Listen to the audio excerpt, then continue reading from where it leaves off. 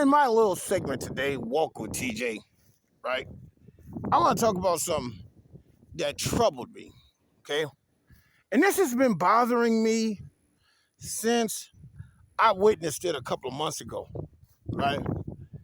And it was nauseating, right? You ever have something to give you a gag reflex? Well, you're just constantly on the edge of throwing up, like black licorice, you know? It's just nasty in your mouth. NyQuil. See, when Indiana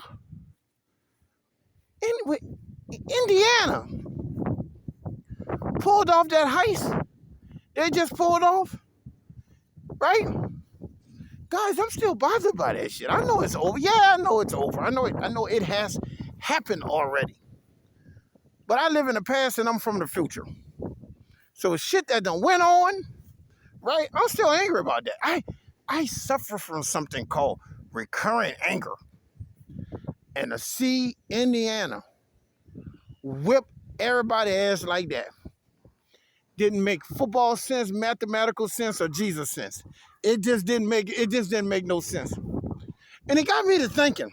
I said, oh shit, TJ thinking. It got me to thinking, right?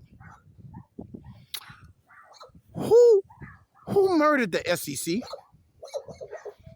When we really get down to it, because we really, seriously, we need a CSI for this shit.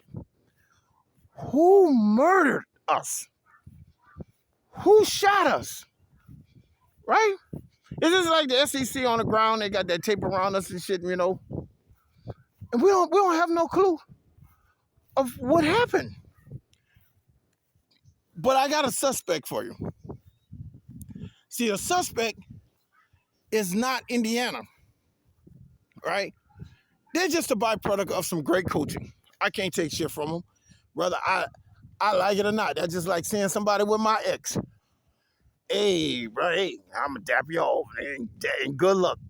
You know what I'm saying? Not going to hate on them. I don't like it, though. Right? Because she used to be my girl.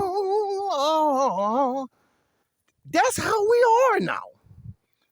The SEC is really just the OJs. And she used to be my girl. And we don't know what happened. I'm gonna tell you what happened.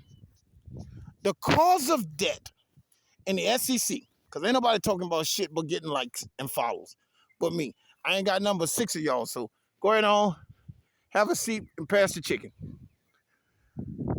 The cause of debt is this transfer portal. Everything that's wrong with us is the transfer portals. I know coaches think this is a great idea. I know they do. But listen to me, coaches. You can't change brides at the wedding. You can't do that shit. Right? Whatever you're bringing in, quit somebody else. Whatever you're adding to yourself. You know, you can't marry somebody's husband you stole. You can't marry a wife you've been cheating with. Huh? That shit brings curses on you. Because like my grandma said, what you did to get her, or what she did to him, she gonna do to you. The same holds true for football. What they did to the other team, they're going to do to you. Well, what is that thing that they did to the other team, TJ? They quit. They quit. And yes, Indiana did it with a lot of transfers. They'll never be Alabama, though. They will never be Alabama from 2009 to 2019. They'll never be that team.